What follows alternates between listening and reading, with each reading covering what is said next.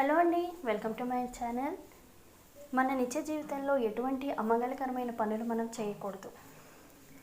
స్త్రీలు నుదుటిన బొట్టు లేకుండా ఉండకూడదు.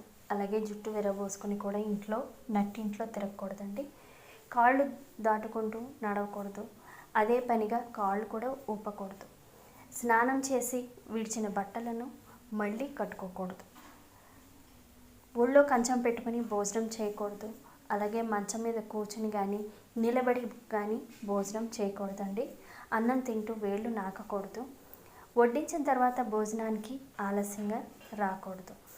అలాగే ఎవరైనా కాళ్ళు చాపుకొని కూర్చుంటే వాళ్ళు కాళ్ళు దాటుకుంటూ వెళ్ళకూడదు.